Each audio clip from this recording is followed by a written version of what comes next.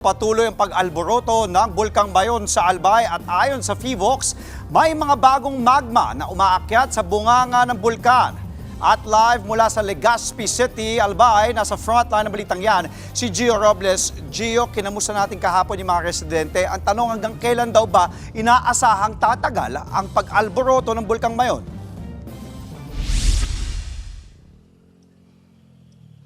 Andre, posibleng tumagal ng 6 na buwan ang pag-aalboruto ng Mayon ayon sa PHIVOX. Sa latest monitoring ng mga eksperto, naobserbahan ang bagong magma na umaakyat sa bulkan na kalauna nagdulot ng mas maraming pagguho sa crater. Ala! Oh, Jesus! Dakulo na! Mistulang daluyong ng makapal na usok sa dalisdis ng Mayon ang bumungad sa mga residente ng Barangay Lidong sa bayan ng Santo Domingo sa Albay kanina. Sakop ng 7-kilometer extended danger zone mula sa crater ng bulkan ang lugar, kaya hindi pa mandatory ang paglikas. Gayunpaman, ramdam pa rin ang takot sa mga residente habang nakatingin sa malayo. Sige ng baba! Ayon sa PHIVOX, hindi simpleng ulap ng abo ang nakita ng mga residente. Ito yung tinatawag nating pyroclastic density current or yung dito sa Bicol ang tawag nila uson. Made up yan ng mga yung mga mainit na bato, tipak-tipak na bato, may mga kasamang yung abo. Sabi pa ng PHIVOX, maging babala raw sana ang uson sa mga bakwit na wag munang bumalik sa 6-kilometer danger zone ng bulkan.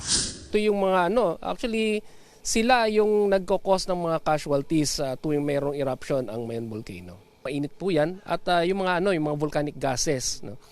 So napakainit po niyan. Minsan nasa halos 300 degrees Celsius, 600 degrees Celsius. At napakabilis kung nakita niyo naman yung video. Sa bayan pa rin ng Santo Domingo, inihahanda na ang bakanting lote na ito kung saan pwede dalhin ang mga bakwit sakaling itaas pa sa alert level 4 o 5 ang bulkan. Ibig sabihin yan, ililikas ang aabot sa 79,000 na mga residente na nakatira sa 7 to 8 extended danger zone. Nagbayanihan na ang mga residente mula sa Barangay Lidong at Barangay San Isidro na linisin ang lugar na posibleng pagtayuan nila ng mga tent at kubo. Ang una po, sa school po muna sila i-evacuate ng 15 days.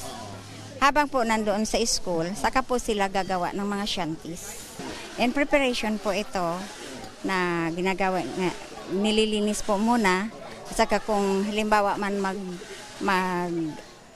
magtaas ang level ng Mayon volcano. Patuloy na nagpapakita ng aktibidad ang bulkan na nakitaan ng bagong magma na umaakyat sa crater nito base sa obserbasyon ng PHIVOX.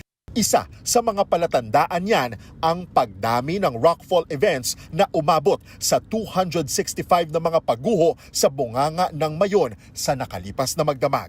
Posibleng tumagal ng 6 na buwan ang pag-aalboruto ng Mayon ayon sa PHIVOX. May 3 senaryo na tinitignan ang mga volcanologists.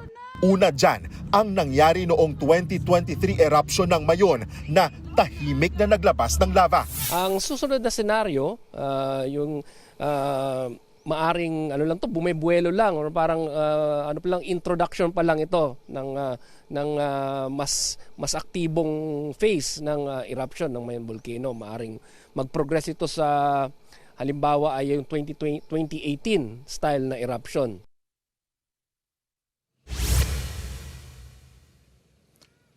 Ang ikatlong senaryo naman, which is the worst case scenario, ay ang malakas na pagsabog ng Mayon gaya noong 2000 at 1814 na sumira sa simbahan ng Kagsawa at kumitil sa maraming buhay na ayon naman sa PHIVOX, mababa pa ang tsansa na mangyari ngayon. Andre.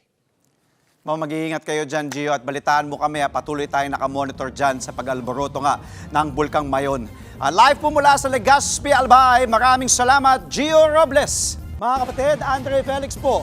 Iba na ang may alam at may pakialam sa panahon ngayon. Para po sa tuloy-tuloy na balitaan sa Frontline kahit weekend, mag-follow at mag-subscribe na sa social media pages ng News 5.